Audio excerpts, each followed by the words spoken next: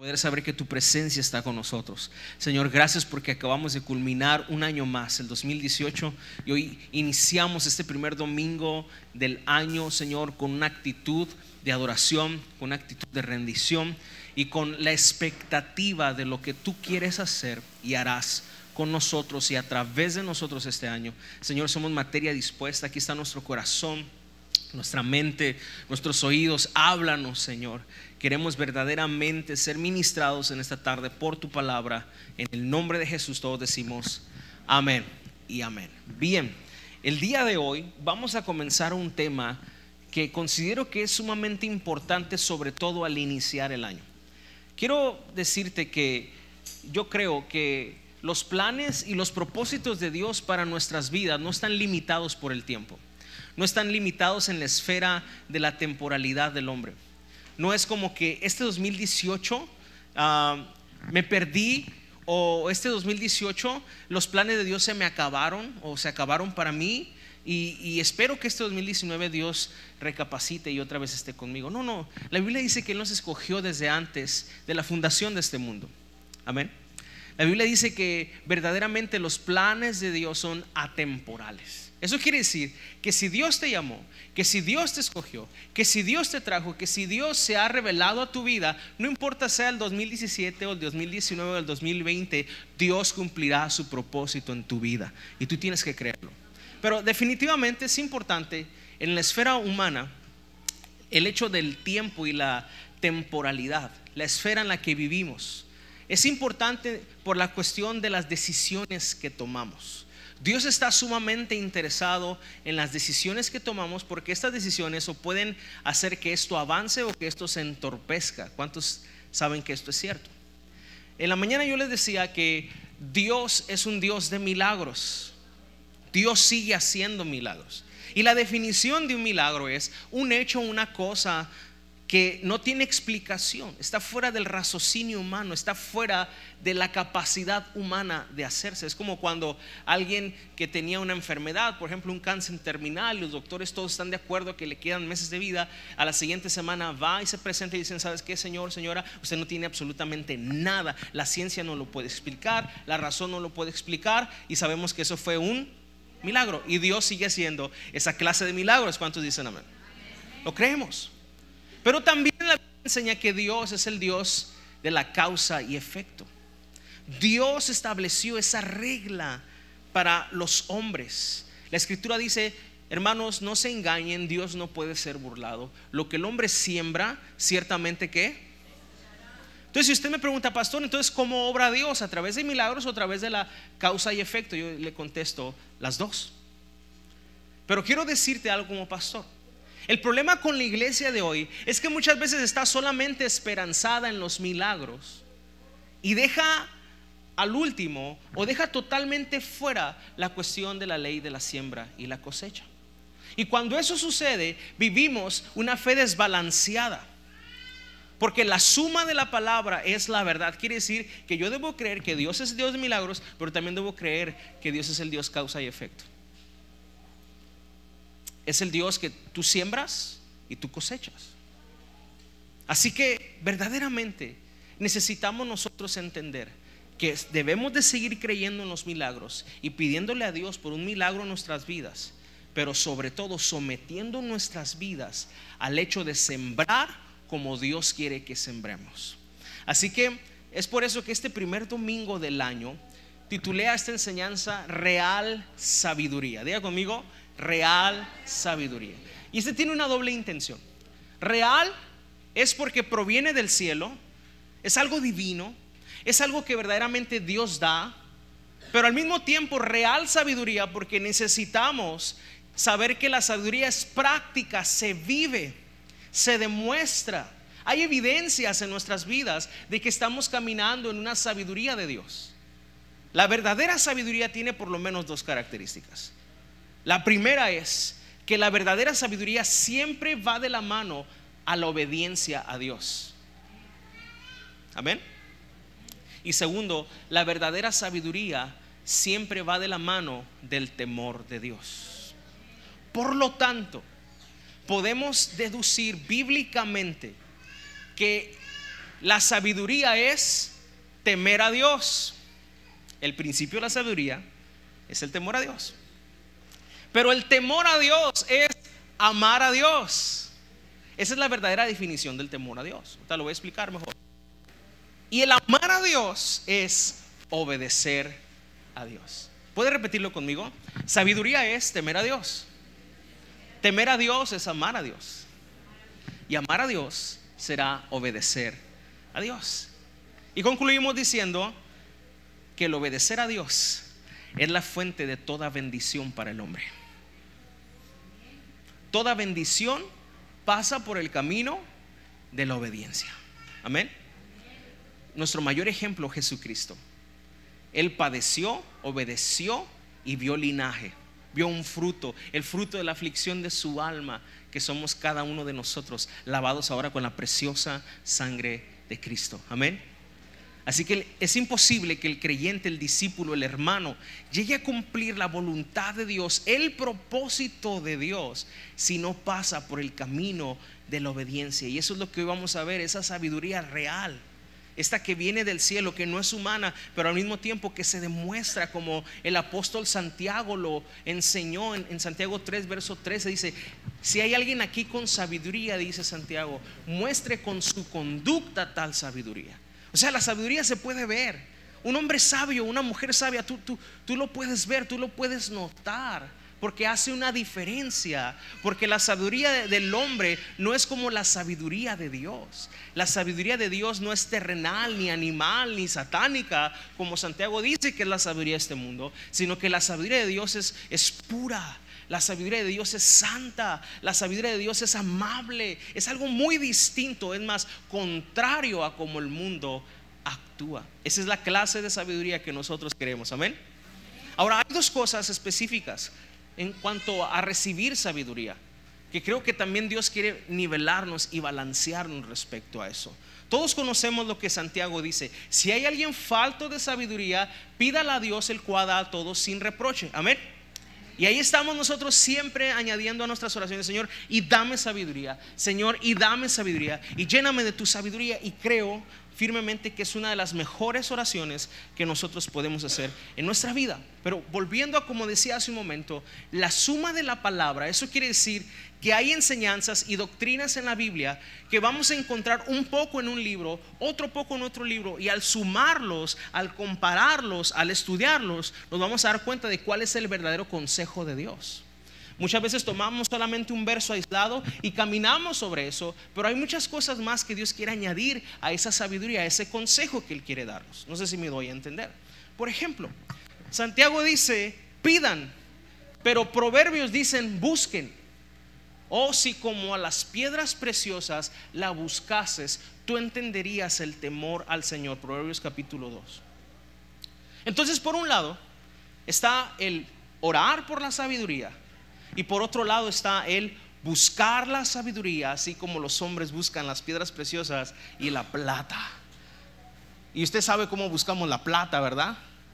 Trabajamos como negros, ¿verdad? Para vivir como blancos. Nos esforzamos, hacemos de aquí a allá, nos levantamos temprano, nos dormimos tarde y todo para poder sostener a nuestras familias. Y Dios dice: si así como buscas esa remuneración, así como buscas los tesoros del mundo, así buscases mi sabiduría, así buscases mi consejo, entonces tú entenderías todo.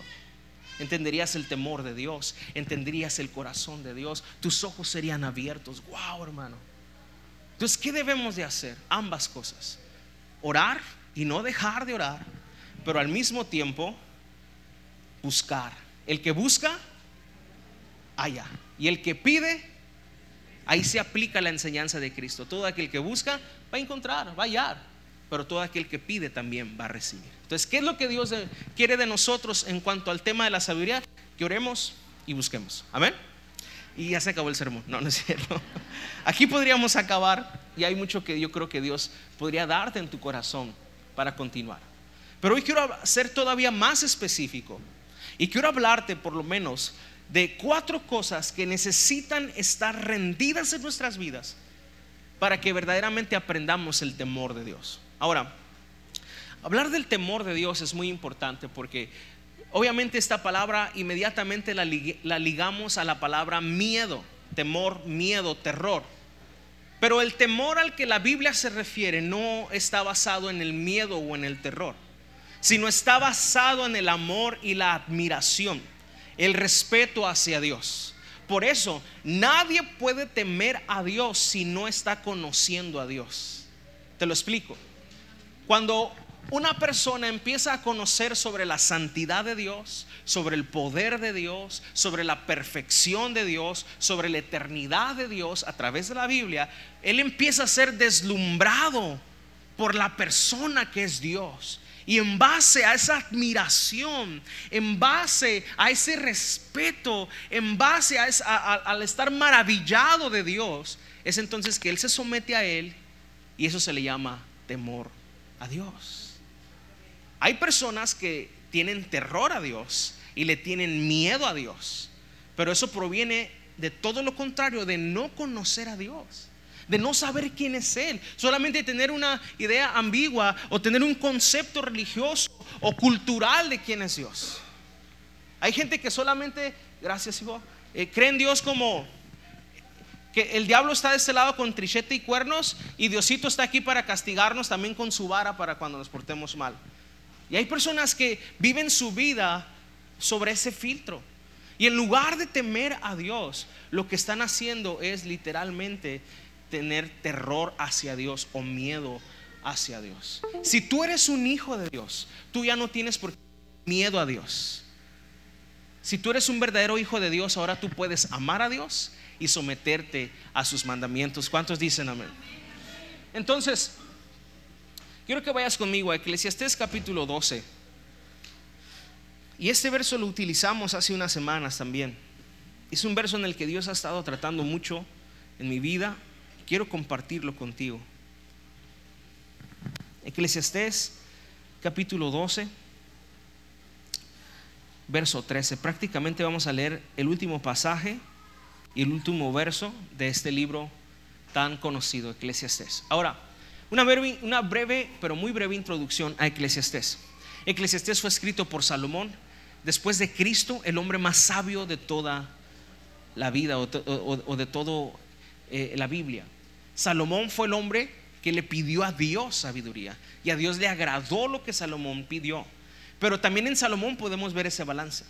Si tú estudias la vida de Salomón, si tú estudias los primeros pasajes de Proverbios, te vas a dar cuenta que Salomón fue el hijo más instruido de David. Salomón fue el hijo que verdaderamente abrió su oído para escuchar los consejos de David. En su lecho de muerte, Salomón recibió los mejores consejos de su padre. Por eso cuando la oportunidad se le presentó, cuando Dios se le aparece en sueño a Salomón, Salomón no sacó esa petición solamente de su conocimiento como joven, sino a través del consejo constante de David, de saber que David tenía como prioridad a Dios. Salomón le dijo a Dios directamente: dame sabiduría, dame la capacidad de poder liderar a tu pueblo, de hacer tu voluntad, Dios. Y a Dios le agradó lo que pidió Salomón. Entonces, por un lado vemos que Salomón pide, pero Salomón también buscó sabiduría. Salomón también recibió la instrucción, el conocimiento que necesitaba a través de su padre David. Entonces, Salomón escribió Proverbios y también escribió Eclesiastés. Y Eclesiastés está lleno de consejos acerca de la vida y de la sabiduría práctica en la vida. Y es bien interesante que durante todos los 12 capítulos Salomón nunca habla de los mandamientos de Dios, nunca habla de los mandamientos de Jehová. Es hasta el capítulo último, el capítulo 12, y prácticamente en los últimos versos, donde Salomón dice lo siguiente: el fin de todo el discurso oído es este: teme a Dios y guarda sus mandamientos, porque este es el todo del hombre. O sea, el resumen de todo el consejo que yo te he dado, el resumen de todo lo que yo he escrito, el resumen de todo lo que te puedo decir que debe ser importante en tu vida es este. Lo primero, teme a Dios y guarda sus mandamientos. Es lo más importante. Es como si Salomón dijera: si yo pudiera resumir todo este libro, te daría estos dos consejos: teme a Dios y guarda sus mandamientos. Y la realidad es que lo segundo es el resultado de lo primero. Una persona que teme verdaderamente a Dios terminará obedeciendo a Dios. ¿Cuántos dicen amén? Sería una contradicción en sí mismo decir yo temo a Dios, pero mi vida, mi estilo de vida es totalmente ajeno a los mandamientos de Dios. Eso sería una mentira, una falacia. Estaríamos engañándonos a nosotros mismos. El que aprende a temer a Dios termina obedeciendo a Dios. Y alguien que obedece a Dios termina verdaderamente adorando a Dios. Bien, entonces, siendo todavía más específicos, ¿qué es temer a Dios en lo práctico? Primera cosa, temer a Dios en lo práctico es poner a Dios como nuestra prioridad en la vida. El que teme a Dios tiene a Dios como su prioridad, como su número uno. Y quiero que escuches esto, hermano. Este es el verdadero concepto. Esta es la verdadera cosmovisión del cristianismo. Una vida que le da a Jesucristo el primer lugar. Fuera de eso podremos estar viviendo quién sabe qué cosa, pero no es cristianismo. El verdadero cristianismo, la verdadera revelación de la Escritura, es que pongamos a Dios en primer lugar. Jesús en Mateo 6:33 dijo este principio que trasciende a todas las etapas, trasciende a todas las épocas, a todas las modas. Jesús dijo: mas buscad primeramente el reino de Dios y su justicia, y todas estas cosas vendrán como. Necesitamos leer el verso 30, 31 y 32 para saber cuáles cosas. Y esas cosas son el vestido, la comida, la seguridad en la vida. Jesús les dice a sus discípulos: la gente del mundo vive preocupada buscando eso. Ustedes primero preocúpense, ocúpense de mi reino. Y todas esas cosas que la gente busca en sus propias fuerzas, a ustedes les serán añadidas. Y eso no quiere decir que los cristianos somos flojos y no trabajamos. Lo que quiere decir es que cuando un cristiano aprende este principio y vive para la gloria de Dios y vive para la extensión del reino de Dios, lo que hace fructifica. No sabe a veces ni cómo. Si se esfuerza, como dice la Escritura, que debemos ser diligentes, se levanta temprano, ora temprano, pero le da a Dios el primer lugar. Entonces lo que podría hacer él en sus fuerzas, ahora con el favor de Dios hace el doble, el triple, cuádruple, porque el favor de Dios está sobre esa persona. Y eso créame que lo creo con todas mis fuerzas. Mas buscar primeramente el reino de Dios y su justicia, y todas estas cosas os serán añadidas. Ahora, siendo todavía más específicos, fíjense, definimos lo que es sabiduría, dijimos que sabiduría es temer a Dios. Ahora definimos el temor a Dios, dijimos que es un amor profundo hacia Dios que nos conduce a la obediencia. Pero dijimos que una persona que teme a Dios es una persona que pone a Dios en primer lugar. Ahora, siendo más específicos, ¿qué hace una persona que pone a Dios en primer lugar? ¿A qué nos referimos con que Dios sea lo primero? Porque de repente puede ser un concepto universal para nosotros: Dios es mi prioridad, pero realmente no saber lo que eso significa en una vida práctica. Ahí te va. Cuando Dios es tu prioridad, tus decisiones están rendidas, sometidas y reguladas por la palabra de Dios. Vuelvo a repetirte: cuando Dios es tu prioridad, es más, miremoslo desde otra perspectiva, como una pregunta personal: ¿será Dios mi prioridad? Me voy a hacer este autoexamen este primer domingo del año. Mis decisiones están sometidas, reguladas por la palabra de Dios. Lo que yo decido en mi vida está regulado por la palabra de Dios. Dice la Escritura en Josué 24:15. Josué 24:15 relata el momento en el que Josué y su familia se paran delante del pueblo de Israel, y él les dice: ustedes busquen a quién van a servir, decidan a quién van a servir. A los dioses de sus padres que sirvieron en Egipto. Egipto representa el mundo, Egipto representa el pasado, Egipto representa aquel momento, aquel lugar, aquella ocasión donde estaba sin Cristo. Decidan ustedes: ¿se van a someter a esos dioses o a los dioses de los amorreos y cananeos de esta tierra que hemos pasado, o como yo. Yo y mi casa, dice Josué, serviremos a Jehová. Y es como pintar una línea y ustedes decidan, porque al final de cuentas nosotros terminamos decidiendo esto, hermano. ¿A quién vas a servir? ¿A quién te vas a entregar? ¿A quién te vas a someter? Si a esos ídolos del pasado, el ídolo del dinero, el ídolo del orgullo, el ídolo del fracaso,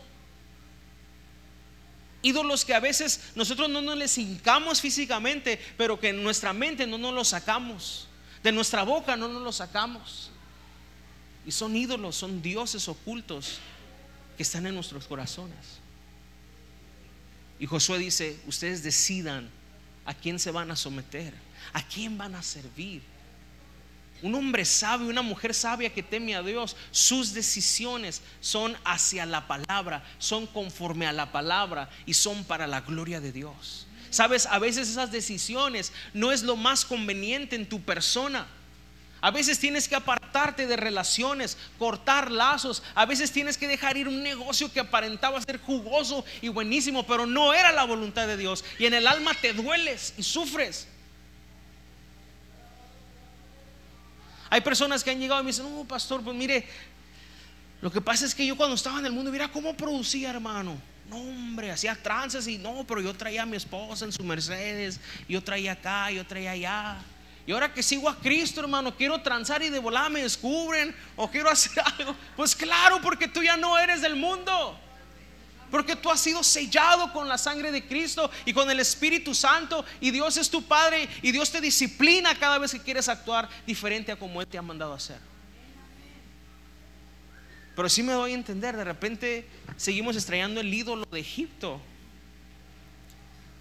y estamos sirviendo bajo ese ídolo y no sometiendo nuestras voluntades y nuestras decisiones a la palabra de Dios. Sé que al principio no es muy grato eso. Cuando nuestra mente todavía no está alineada a la mente de Cristo, hablar de decisiones nos cuesta muchísimo. Hay gente que dice: es que yo no me entrego de lleno porque yo sé que el día que me entregue a Dios, Dios me va a quitar muchas cosas. ¿Sabes qué estás diciendo? No me quiten a mis ídolos, no me los tienten. Como aquella mujer que escondió sus ídolos bajo la cama para que no los descubrieran. Pero Dios no puede ser burlado. Y lo mejor que nos puede pasar es que Dios descubra nuestros ídolos y nuestros ídolos sean desmenuzados delante de la presencia de Dios, y conozcamos verdaderamente al único y sabio Dios y nos sometamos a Él. Es lo mejor que nos puede pasar, aunque en el momento sea doloroso, vergonzoso, aunque en el momento sintamos cierta incertidumbre. Hermano, no hay mejor cosa que conocer a Dios y servirle. Y este año Dios quiere que tus decisiones, mis decisiones, cada una de ellas, familiares, matrimoniales, en el trabajo, como proyectos, todas estén reguladas, estén llevadas por la palabra de Dios. En Proverbios 16:13 dice: encomienda a Jehová tus obras, todo lo que hagas, y tus pensamientos serán afirmados. Tu mente estará tranquila. Dios te dará sabiduría, Dios te dará dirección cuando encomendamos al Señor todo lo que hacemos. Todas nuestras decisiones las ponemos en sus manos, bajo su voluntad. Y hermano, verdaderamente es lo mejor que podemos hacer. Ahorita mismo hagamos un examen del corazón personalmente. ¿Cómo decidimos nosotros? ¿Bajo qué criterios? ¿Bajo nuestras emociones? ¿Bajo lo que más nos conviene? ¿Bajo el temor? Muchas veces decidimos bajo el temor solamente, el miedo de lo que la gente va a decir. Terminamos decidiendo comprar cosas que ni nos gustan solo para que la comadre diga: ay, mira que trae, mira, es Gucci la que trae. Bien endudada la tarjeta hasta el tope, ¿verdad? Casi el banco te deposita para hacerte un paro porque la traes hasta el tope. Pero tomamos decisiones por temor, guiados por nuestra vanidad, nuestros deseos engañosos. Pero este año Dios quiere que comencemos con el pie derecho y digamos: Señor, yo no me voy a dar un paso más si no lo consulto contigo. Pretendo no hacer nada, Señor, hasta no estar seguro que tú quieres que yo haga eso. Y sabes qué, hermano, esa es pura sabiduría práctica. ¿Cuántos quieren eso este año? Yo necesito eso. ¿Sabes? Yo soy padre de familia también.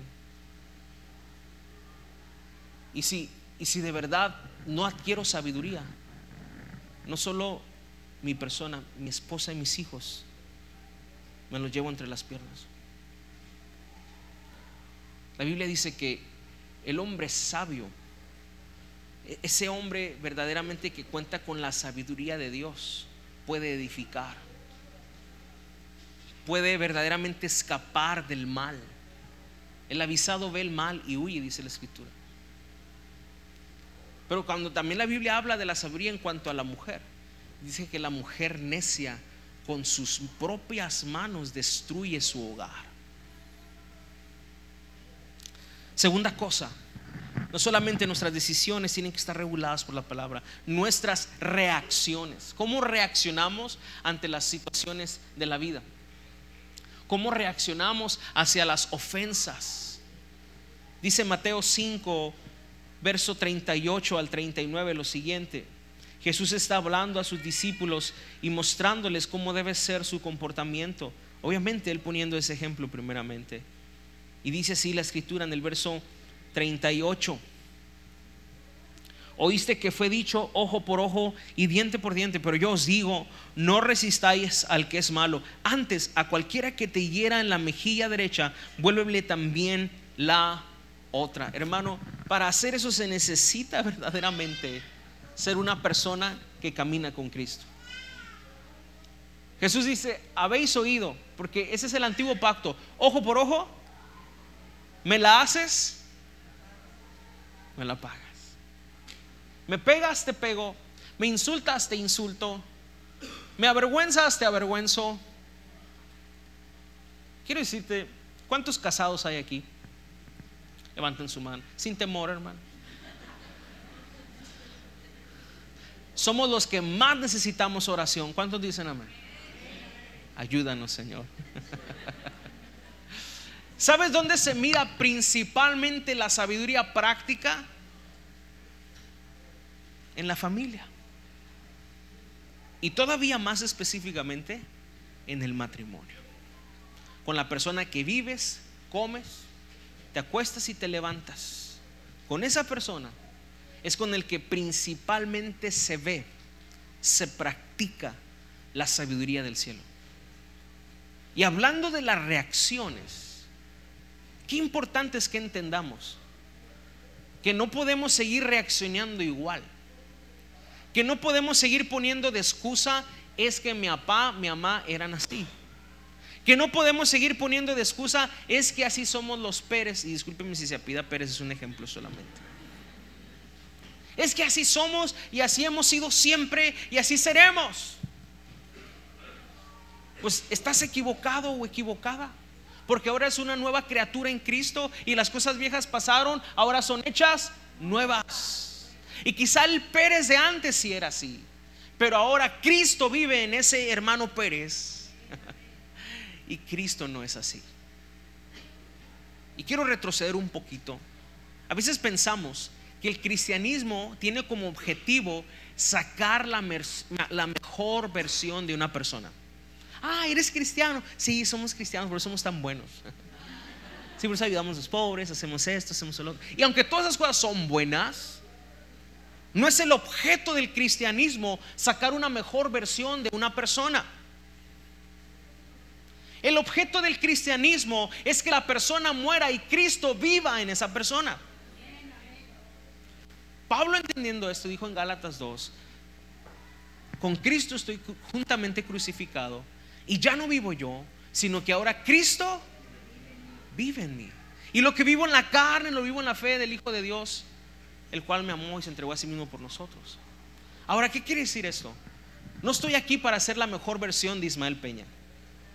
Estoy aquí para que literal cada día muera mi persona, mi ego, mi orgullo, mis deseos, y entonces Cristo crezca en mí y Él viva esta vida a través de mí.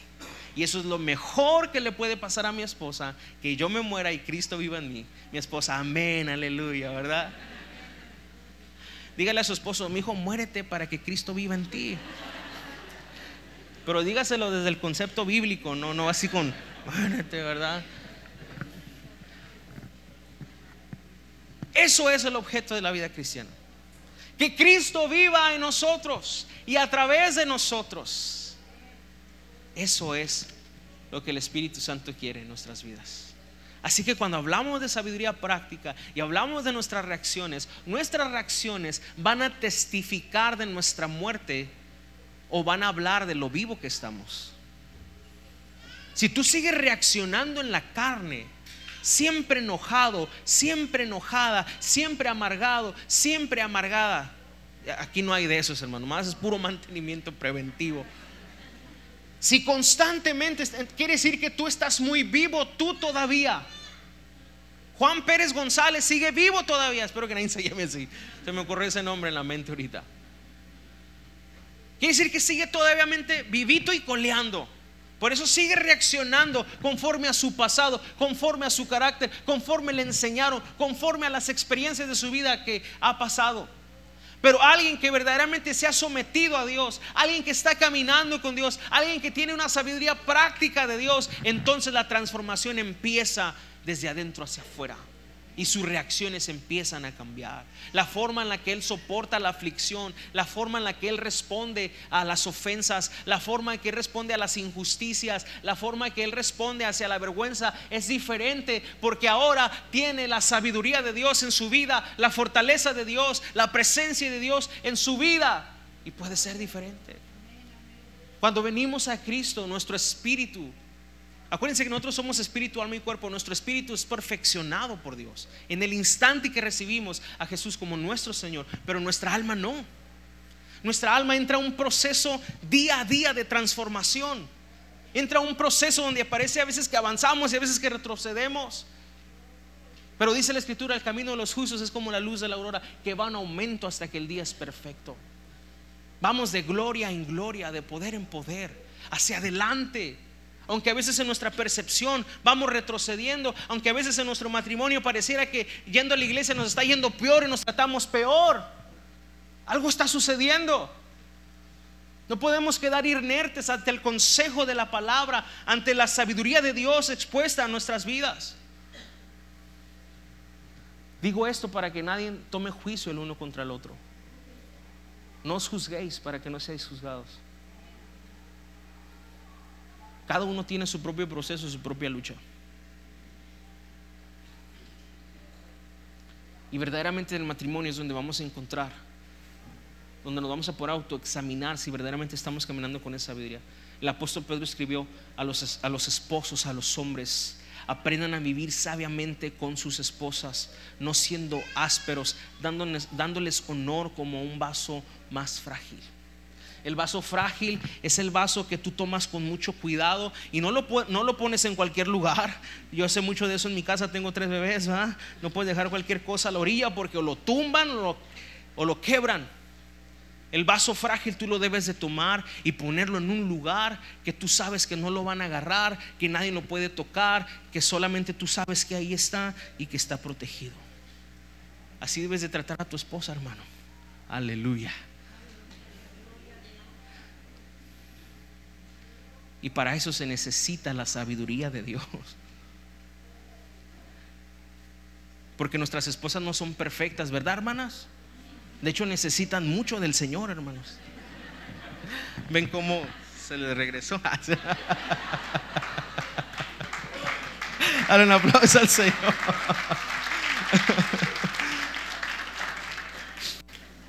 Todos necesitamos del Señor. Verdaderamente necesitamos aprender de Él. Y Él dice: pon la mejilla, si te pegan, dale la otra. Tú ya no reaccionas como el mundo, tú debes de ser como yo. Señor, pero ¿cómo hago para ser como tú? ¿Cómo hago para verdaderamente poner la otra mejilla cuando mi esposa vuelve a hacer lo mismo que le he dicho 365 veces en un día? ¿No es cierto?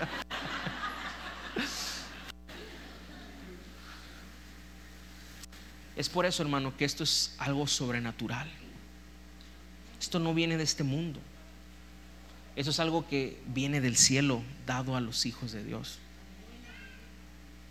Y es algo que se cultiva, es algo que se ora y se busca. Y es algo que verdaderamente, hermano, hace toda diferencia en la vida. ¿Cómo se diferencia cualquier grupo de personas en el mundo a los escogidos del Señor? Tienen la sabiduría de Dios, tienen verdaderamente la gracia del Señor, el favor de Dios, la presencia de Dios, y eso hace toda la diferencia. Amén. Así que es en la familia y sobre todo en cómo reaccionamos que vamos a mostrar si estamos vivos a nosotros o muertos para el mundo y vivos para Dios. Amén. Así que el propósito de este año es: Señor, yo quiero morir a mí mismo para que tú crezcas en mí. Quizá hay gente aquí que ha ido a psicólogos, que ha ido a psiquiatras, y sabes que esas ayudas humanas son buenas, pero hemos tenido una y otra vez testimonios en esta casa que solo Cristo y su palabra tienen el alimento que nuestras familias necesitan, que nuestros matrimonios necesitan, porque Él verdaderamente es Dios. El único camino, la única verdad y la vida misma es Cristo Jesús. Ya vamos terminando. Son 16 cosas, pero téngame paciencia, ¿no es cierto? Vamos en la segunda, son 4. Número 3, deseos. Nuestros deseos también tienen que estar sometidos, regulados por la palabra de Dios. Primera de Pedro 2, verso 2 al 3 dice lo siguiente: desead como niños recién nacidos la leche espiritual no adulterada, para que por medio de ella crezcan en su salvación. Primera de Pedro 2, 2 al 3. Y lo que está diciendo Pedro es: ustedes deben desear, ustedes deben anhelar la palabra, la doctrina, la teología, la revelación de Dios, el consejo, el mandamiento de Dios. Todo esto que representa la Biblia, ustedes lo deben de anhelar con su corazón. Debe ser un deseo en nosotros. Nuestros deseos ahora deben estar sometidos a la voluntad de Dios. Cuando esta área de nuestro ser no está sometida a Dios, nos mete en severos problemas. Porque podemos estar aquí en casa escuchando, pero con el corazón lejos de aquí, deseando otras cosas, nuestro corazón puesto en otras situaciones. Y Dios está interesado en lo que nosotros deseamos. Cuando una persona no creyente viene a Cristo, lo primero que empieza a pasar es con sus deseos. Lo que antes deseaba, lo que él decía: esto es lo máximo. Estar con mis amigos con la cajuela abierta, llena de cerveza, con hielo en la cajuela, y tomar y reír. Eso es lo máximo, lo mejor que me puede pasar. Ahora en Cristo es como: puede ser que perdía mi dinero y mi tiempo ahí. Ahora lo mejor es ir a predicar, ir a dar al que necesita, es darle el tiempo a una persona que necesita ser escuchada, a un matrimonio que necesita escuchar, es ir a barrer la iglesia, a limpiar los baños. Gloria a Dios, aleluya. Y ahora los del otro lado dicen: ¿cómo puedes estar perdiendo el tiempo ahí? ¿Cómo de la hielera pasas a los baños? ¿Qué ha sucedido? Un cambio. Los deseos empiezan a cambiar. De repente, cuando no estamos alineados a esto nos mete en muchos problemas, porque ya caminando en Cristo empezamos a desear cosas que nos empiezan a desviar del propósito de Dios. Y Dios quiere que nuestros deseos estén alineados a su voluntad. De repente te enamoras de una vida que el mundo te muestra, pero cuando la compaginas con la Biblia dices: no, está muy lejos de lo que Dios quiere para mí. Pero como el mundo te está modelando esa clase de vida, tú la deseas y la anhelas y trabajas para eso, y tu mente está en eso, y eso empieza a desviarte del plan que Dios escogió para ti. Así que nuestros deseos deben estar alineados a la voluntad de Dios. Número 4, Filipenses 4, verso 8 al 9 dice de la siguiente manera, y con esto vamos a terminar. Filipenses capítulo 4, verso 8 al 9. Dice Pablo a la iglesia de Filipo: por lo demás, hermanos, todo lo que es verdadero, todo lo honesto, todo lo justo, todo lo puro, todo lo amable, todo lo que es de buen nombre, si hay virtud alguna, si algo digno de alabanza, en esto ¿qué? Pensar. O sea, no solamente es nuestras decisiones, nuestras reacciones y nuestros deseos, sino también nuestros pensamientos que deben de estar rendidos, deben de estar regulados por la palabra de Dios. Y Pablo enumera una lista de cosas en las que nuestra mente debe permanecer, en la que nuestra mente debe meditar lo que es honesto, lo que es verdadero, lo que es justo, lo que es puro, lo amable, lo que tiene un buen nombre, lo que tiene virtud alguna, lo que es digno de alabanza. En esto nuestra mente debe permanecer, ocupar nuestros pensamientos en eso. Y eso tiene una gran remuneración en la vida espiritual. Isaías dice: tú guardas en completa paz aquel cuyo pensamiento en ti persevera. ¿Qué quiere decir eso? O sea, el que mantiene su mente ocupada en Dios, en sus cosas, en su reino, va a tener una paz completa, una paz que lo rodea completamente, como un escudo, una protección en su mente, en su corazón. Esa misma clase de protección que Pablo dice aquí también en Filipenses, pero en el capítulo 6, cuando dice que todas nuestras peticiones deben estar puestas en oración. Y dice: y la paz de Dios, que sobrepasa vuestro entendimiento, guardará sus corazones y sus pensamientos. Nuestra mente también tiene que estar rendida a Dios. Nuestra mente también tiene que estar sometida a nuestros pensamientos. Cuidemos nuestra mente. Cuida tus pensamientos, porque tal es el hombre en su pensamiento, tal el hombre hace. No podemos separar la manera en la que tú concibes el mundo y tú piensas a la manera que actúas y eres. Va de la mano. Por eso Dios está interesado en lo que pensamos, en dónde persevera nuestro pensamiento. Y aquí sería importante mencionar las áreas grises. Pastor, ¿es pecado ver Netflix? Pastor, ¿es pecado ver la serie fulana de Netflix? Bueno, no me atrevería a decir que fuera pecado, pero si te aventas los 32 capítulos en un día, yo creo que sí, hermano.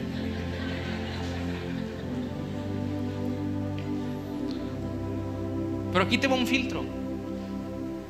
Pablo también escribió lo siguiente diciendo: todo me es lícito, pero no todo me conviene. Todo me es lícito, pero yo no me dejaré controlar por ninguna cosa. Creo que una definición de controlar muy moderna para nosotros sería enviciar, ¿verdad? Pastor, ¿es malo estar en el Facebook? No. Pero si por estar en el Facebook no le haces comida a tu esposo, no lavas la ropa de tus hijos, o no haces muchas otras cosas que tienes que hacer, entonces yo creo que sí es pecado. Pastor, ¿es malo ir al cine? Claro que no. Definitivamente no, aunque algunos digan que sí, pero claro que no. Pero lo que sí es pecado es qué tipo de película vamos a ver, qué tipo de cosa vamos a meter en nuestra mente. Porque si vamos a llenar nuestra mente de porquería, y disculpe la palabra, tarde que temprano, eso es lo que habrá nuestro corazón. Tarde que temprano eso va a afectar nuestra moralidad, nuestras decisiones, nuestra permisidad, si es que puede ser posible esa palabra, lo que permitimos en nuestra vida. Pablo dice: ocúpate de esto, ocúpate de lo que tiene virtud, ocúpate de lo que es digno de Dios, de lo que es amable, de lo que es digno de alabanza, de lo que es verdadero. Si lo que voy a ver, si lo que estoy buscando va con esto, súper, me va a beneficiar, me va a hacer bien, me va a llevar a la obediencia, me va a llevar a la santidad, me va a llevar al crecimiento, por lo tanto a cumplir el plan de Dios para mi vida. Así que, hermano, estas 4 cosas, estas 4 actitudes son necesarias para que nosotros pongamos a Dios en primer lugar. Mis decisiones, mis reacciones, mis deseos y mis pensamientos tienen que estar regulados por la palabra de Dios.